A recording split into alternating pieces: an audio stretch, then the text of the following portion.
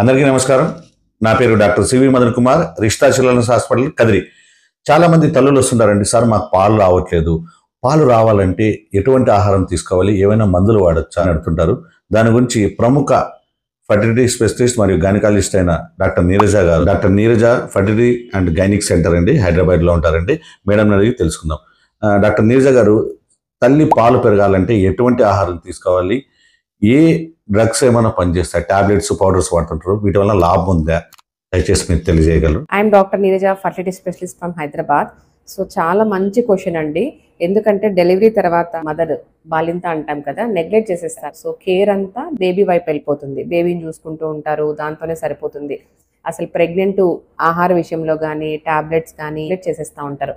కానీ ప్రెగ్నెన్సీ కంటే డెలివరీ తర్వాత బాలింతను ఇంకా జాగ్రత్తగా చూసుకోవాలి. ఎందుకంటే హార్మోనల్ చేంజెస్ వల్ల బాలింతలు చాలా మంది పోస్ట్ పార్టమ్ డిప్రెషన్ గురవుతూ ఉంటారు. దాంతో పాటు హెల్దీ ఫుడ్ ఇవ్వాలి. వీళ్ళు చాలా మందికి బాలింతకి చప్పడన్నం పెడుతుంటారు, జస్ట్ కారం ఇచ్చేస్తా ఇన్ఫెక్షన్ రాకూడదు అని.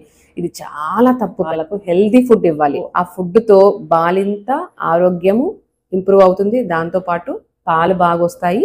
సో బేబీ కూడా డెవలప్మెంట్ కి బాగుంటుంది. మనము మిల్క్ ప్రొడ్యూస్ అయ్యే డైట్ అంటే గ్యాలక్టోగాక్స్ అని అదే అడ్వైస్ చేస్తూ ఉంటాం. ఎస్పెషలీ ఫుడ్స్ ఏవేవి మిల్క్ ప్రొడక్ట్ ఇంక్రీజ్ చేయడానికి హెల్ప్ చేస్తాయంటే main thick green vegetables, cauliflower, broccoli, cabbage, spinach, కరివేపాకు అన్నిట్లో మిల్క్ సెక్రేషన్ ప్రొడ్యూస్ అయ్యే గుణాలు ఉంటాయి. సో దాంతో పాటు మెంతులు అంటాం, ఫెనుగ్రిక్ సీడ్స్, మెంతులు నానబెట్టుకో తినచ్చు, లేకపోతే అలాగే మింగేయచ్చు. మెంతి పొడి దొరుకుతుంది, దాంతో కర్రీస్ చేసుకోవచ్చు. ఇంకొకటి ఇంపార్టెంట్ గార్లిక్. గార్లిక్ అనేది very rich anti oxidant, anti carcinogen కూడా అండి. దీని వల్ల కూడా మిల్క్ ప్రొడక్షన్ పెరుగుతుంది. Main protein rich diet, fibre rich diet. చాలా మంది రైస్ ఈటర్స్ ఉంటారు, రోటీ ఈటర్స్ ఉంటారు. లక్షణంగా రైస్ తినొచ్చు, లక్షణంగా వీట్ తినొచ్చు, రోటీస్ తినొచ్చు. ఓట్స్ తినే వాళ్ళు ఓట్స్ తినొచ్చు. చాలా మందికి కాఫీ అలవాటు ఉంటుందండి ఇండియన్స్ కి.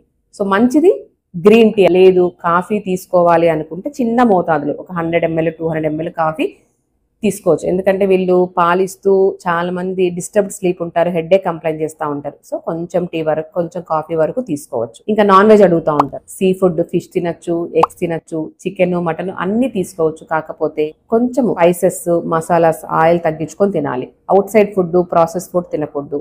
ఫ్రెష్ ఫుడ్ వేడి వేడిగా తినాలి. హోమ్లీ ఫుడ్ తినాలని. ఇంకొకటి స్మోకింగ్, ఆల్కహాల్ తీసుకోకూడదు. చాలా మందికి అలవాటు ఉండదు ఇండియన్స్ కాబట్టి ఆ రెండు అవాయిడ్ చేయడం బెటర్. అన్ని నట్స్ తీసుకోవచ్చు, అన్ని సీడ్స్ కూడా తీసుకోవచ్చు. ఫ్రూట్స్ పేరున చెప్పక్కర్లేదండి, అన్ని ఫ్రూట్స్ తీసుకోవచ్చు. దీంట్లో యాంటీ ఆక్సిడెంట్స్ ఉంటాయి, వాటర్ ఉంటుంది, ఫైబర్ ఉంటుంది, ఫ్రీ మోషన్ హెల్ప్ అవుతుంది, స్లీప్ రావడానికి, ఈజీ డైజెస్టబుల్. ఇంకొకటి మనకి హెర్బల్లో అశ్వగంధ, శతావరి అని ఉన్నాయి.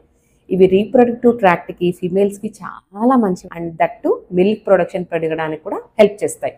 మనకు అవి టాబ్లెట్స్ రూపంలో దొరుకుతాయి. డైలీ 1 టాబ్లెట్ తీసుకో. ఒకవేళ ఈ నేచురల్ ప్రొడక్ట్స్, హెర్బల్ ప్రొడక్ట్స్ తో కూడా పాలు పెరగలేదు అంటే అప్పుడు మెడిసిన్స్ ఇస్తూ ఉంటాం. మెడిసిన్స్ కొన్ని ఆప్షన్సే ఉన్నాయండి. రీనామ్ అంటాం, సో అలాంటివి ఇవ్వచ్చు. లాక్టేట్ టాబ్లెట్స్ అని దొరుకుతాయి, అవి కూడా మనము కొన్ని రోజులు సప్లిమెంట్స్ గా ఇవ్వచ్చు.